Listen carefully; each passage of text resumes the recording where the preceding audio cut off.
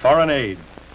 Our tax money confiscated from us for foreign aid has subsidized communist regimes and other enemies of our nation, has financed wars between nations which would not have had the capacity to fight each other without our help, has financed communist socialist revolutions throughout Latin America and Africa, has built and subsidized foreign industries to compete with our own, has piled up our national debt, dissipated our monetary gold reserve, inflated our living costs, debased our currency, has caused hatred and resentment of us throughout the world, and has accomplished absolutely nothing that is good for the United States.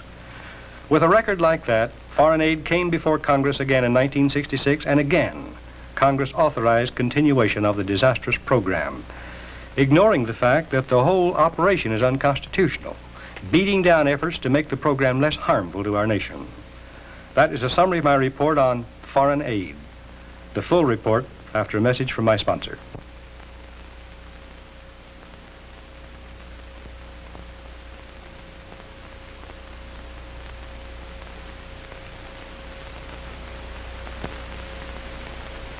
Since 1946, our government has confiscated from American taxpayers more than $150 billion for aid to foreign countries. Our tax money has subsidized communist regimes which are sworn enemies of our nation. It has supported nations which, though not controlled by communists, are inimical to the United States and seething with hatred and resentment of Americans. It has financed wars between nations which would not have had the capacity to fight each other without our help.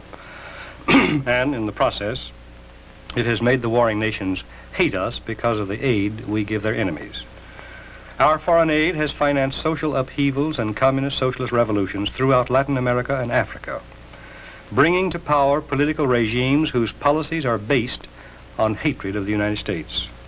Our aid has built and subsidized foreign industries which are now ruining American industries by underselling them, not only in world markets but in the domestic market. The foreign giveaway programs have piled up our national debt, dissipated our monetary gold reserve, inflated our living costs, debased our currency. In short, foreign aid has been a major means of accomplishing three objectives set by a Soviet agent at the United Nations Monetary and Financial Conference held in Bretton Woods, New Hampshire, July 1944. Harry Dexter White, head of the American delegation, controlled the Bretton Woods Conference.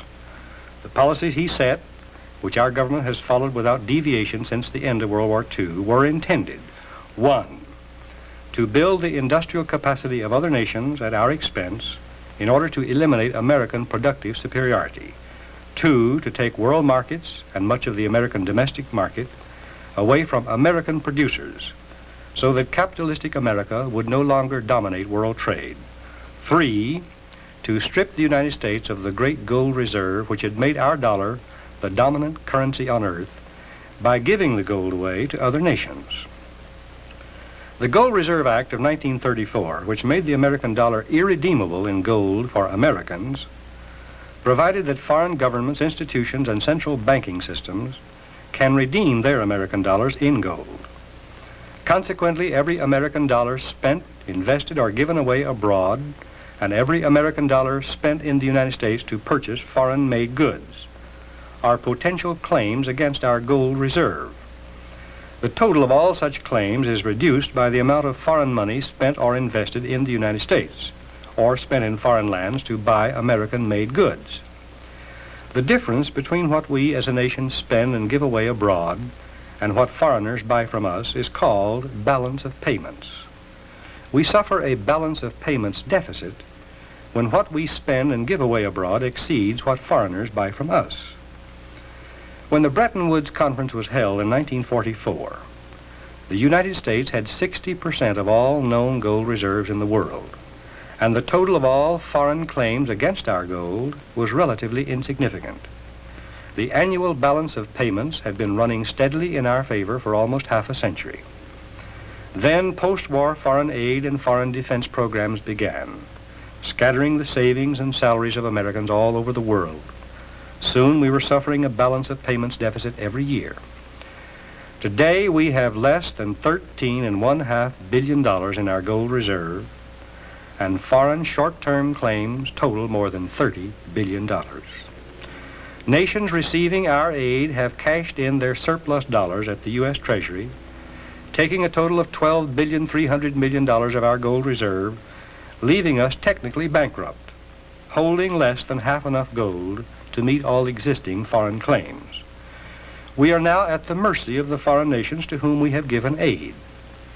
If, with the dollar holdings we have given them, they should make a run on our treasury demanding gold redemption, we would be in an actual state of bankruptcy, a nation with worthless currency, closed factories, massive unemployment. All of this is a mere indication of the harm that our government's foreign aid programs have done to our country. The total damage they have done is too massive and far-reaching to be assessed. With a record like that, the foreign aid programs came before the House of Representatives for approval in July 1966. Not one representative pointed out that all the foreign aid and foreign lending programs are unconstitutional, since the Constitution does not authorize the federal government to confiscate money from Americans for the benefit of foreigners. But a few representatives did propose amendments to make certain aspects of foreign aid less harmful to the United States. Representative Edward Derwinski proposed an amendment to reduce Alliance for Progress funds from $850 million to $750 million, pointing out that the program has done more harm than good, saying, quote, "We have heard the argument that the Alliance for Progress has brought countries in Latin America into the 20th century. If we would study history, we would find there were fewer revolutions in Latin America prior to the social unrest generated by the Alliance for Progress program than there have been since," end quote. The House rejected Mr. Derwinski's amendment. Representative H.R. Gross proposed an amendment to prohibit the granting of foreign aid funds to United Nations agencies within the United States, as long as those agencies harbor known spies who have violated the security interests of the United States.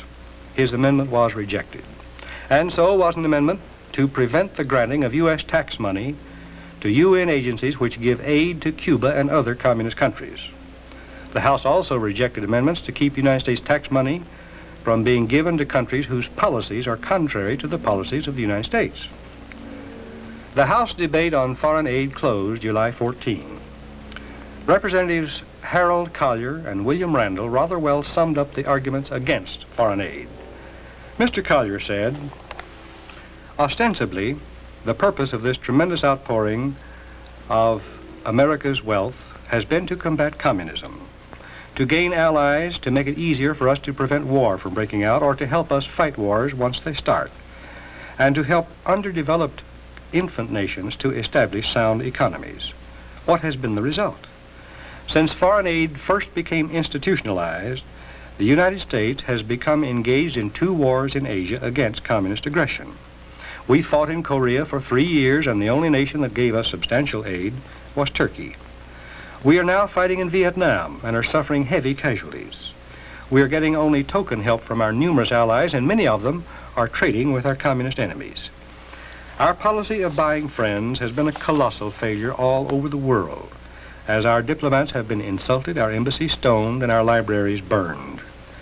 The bill before us provides for economic or military aid, or both, to 84 nations plus carryover aid to 10 other nations. Military aid will go to 55 different nations at a time when we're talking about peace. Many of these nations have used American manufactured weapons against each other, while a number of others are on the verge of fighting.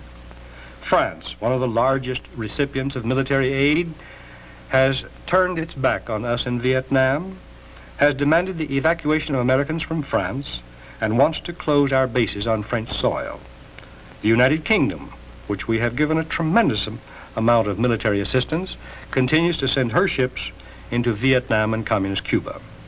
Latin American countries have received large amounts of military aid, but not one soldier has been volunteered from them for the Vietnamese War. In Africa, where we have sent considerable military aid, 7 governments have been overthrown by military coups since June of last year," end quote. Congressman Randall said, quote, "How much longer can this country endure a foreign aid program? The record is clear. There has been failure after failure that has been paid for with our billions. Although the long record of failures is one of the best reasons why we should stop the foreign aid program, there are other reasons. including such things as the drain on our U.S. gold stocks. The worst evil of all about foreign aid is that we have furnished aid to countries who are now actively assisting North Vietnam, our enemy. The time to stop the program is now, right now, end quote. The House ignored the unanswerable arguments and passed the 1966 Foreign Aid Bill, giving President Johnson even more tax money than he had asked for.